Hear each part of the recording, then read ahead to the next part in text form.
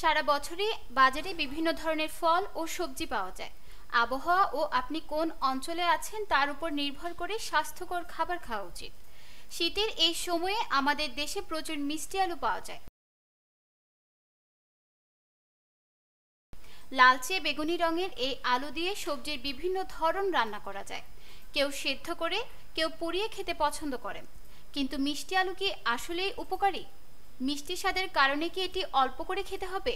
চলুন জেনে নেওয়া যাক মিষ্টি আলুর পুষ্টি, স্বাস্থ্য, উপকারিতা ইত্যাদি সম্পর্কে।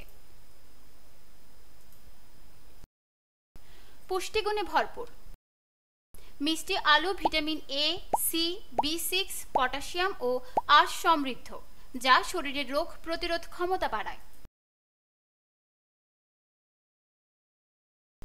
চোখের জন্য ভালো। এতে থাকা বিটা ক্যারোটিন ভিটামিন এতে রূপান্তরিত হয়ে চোখের সুস্থতা নিশ্চিত করে এবং রাতকানা রোগ প্রতিরোধে সাহায্য করে। হজম শক্তি বাড়ায়। উচ্চমাত্রার ডায়েটারি ফাইবার থাকায় এটি হজম শক্তি বাড়ায় ও কোষ্ঠকাঠিন্য প্রতিরোধ করে। রক্তচাপ নিয়ন্ত্রণে সহায়ক।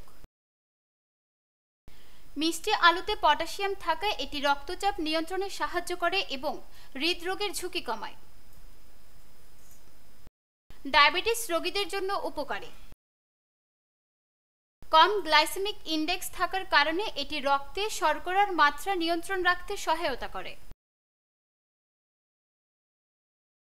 উল্লেখিত উপকারিতাগুলো পেতে মিষ্টি আলু সিদ্ধ করে নিয়মিত খাওয়ার অভ্যাস করুন। পুষ্টিবিদরা বলেছেন, রান্না করা মিষ্টি আলুর তুলনায় সিদ্ধ মিষ্টি আলুতে প্রচুর পরিমাণে পুষ্টি উপাদান থাকে, তাই ডায়েট লিস্টে নিয়মিত রাখুন সিদ্ধ মিষ্টি আলু।